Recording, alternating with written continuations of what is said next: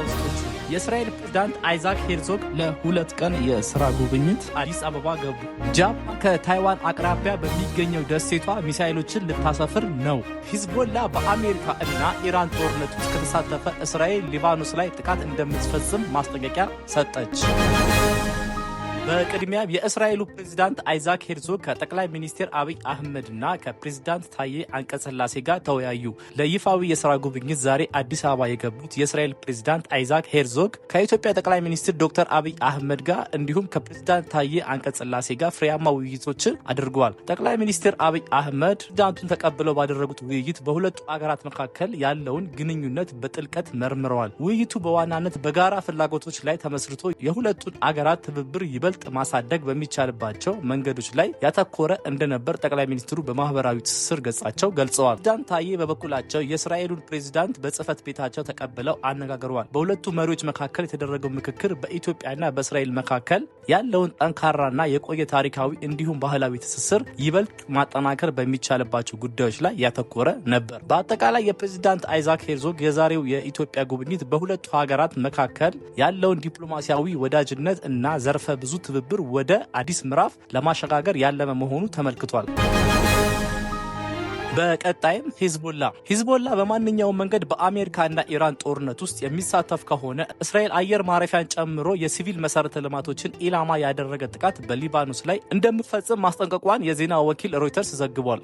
ሮይተርስ ያነጋገራቸው 2 የሊባኖስ ከፍተኛ ባለስልጣን እስራኤል የማስጠንቀቂያ መልእክቷን ያደረሰችው ቀጥተኛ ባልሆነ መንገድ እንደሆነ ገልጸዋል ተብሏል። የሊባኖስ የውጭ ጉዳይ ሚኒስትር የሱፍ ራጂ በበኩላቸው በጄኔቫ ከጋዜጠኞች ጋር በነበራቸው ቆይታ ሂዝቦላ በአሜሪካና ኢራን ጦርነት ውስጥ የሚሳተፍ ከሆነ አገሪቱ ከእስራኤል ጋር አዲስ ግጭት ውስጥ ልትገባ ትችላለች የሚል ስጋታቸውን ገልጸዋል። የውጭ ጉዳይ ሚኒስትሩ በኢራን የሚደገፈው ሂዝቦላ በምንም አይነት የዋሽንግተን እና የቴሄራን ውጊያ ውስጥ ተሳትፎ እንደማያደርግ ማሳሰባቸውን አሶሺየትድ ፕሬስ ዘግቧል። የሊባኖስ መንግስት ይህን ጥሪ ያቀረበው አሜሪካ በኢራን ላይ ጥቃት ልትፈጽም ትችላለች የሚል ስጋት ባየለበት በዚህ ሰዓት ነው። ሁለተኛው የአሜሪካ የጦር አውሮፕላን ጫኝ መርከብ ወደ መካከለኛው ምስራቅ እየተቃረበ ሲሆን ኢራንም ከሩሲያ ጋር የምታደርገውን ዓመታዊ የጦርነት ልምምድ ጀምራለች።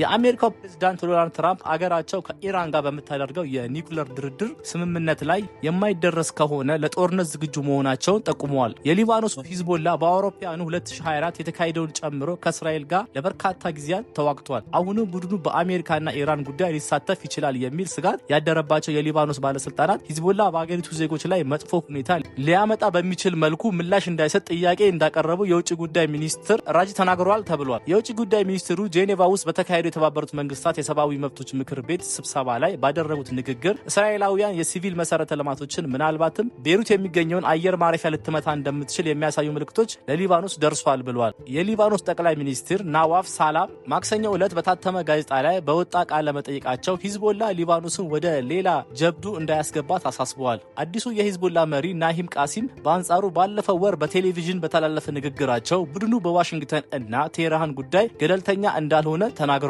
በዚህ ጦርነት ሊፈጸም የሚችል ጥቃት ኢላማ እንደሆነም መግለጻቸው የሮይተርስ ዘገባ ያመለክታል።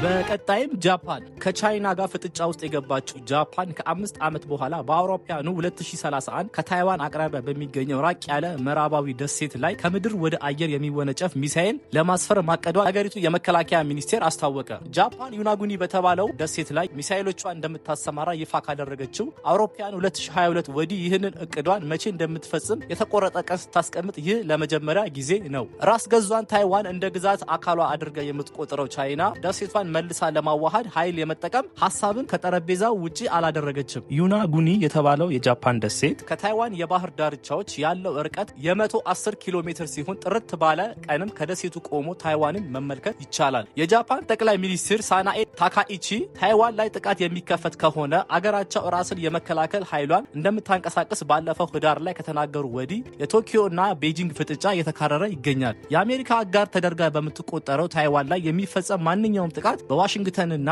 በቤጂንግ መካከል ቀጥተኛ የሆነ ግጭት ይፈጠራል የሚለው ስጋት ለረጅም ጊዜ የቆየ ነው። በዚህ አካሄድ ውጊያ የሚከፈት ከሆነ እንደ ጃፓን ያሉ በቀጠናው የሚገኙ የአሜሪካ አጋሮች እንደሚሳተፉበት ይገመታል። የጃፓን ጠቅላይ ሚኒስትር በፓርላማ ያደረገው ይህ ንግግር የሁለቱ አገራት ግንኙነት ለዓመታት ባልታየ ደረጃ የተቃረነ እንዲሆን አድርጎታል። ቻይናም በተለያዩ መንገዶች በጃፓን ላይ ግፊት ማሳደሯን ቀጥላለች። የጦር መርከቦችን መላክ፣ የብርቅዬ የምድር ማዕድናት ማሰናከል፣ የቻይናውያን የሚያደርጉትን ጉብኝት መገደብ፣ ኮንሰርቶችን መሰረዝ እንዲሁም ባንዳዎችን ማስመለስ ጭምር በቻይና የተወሰዱ እርምጃዎች ናቸው።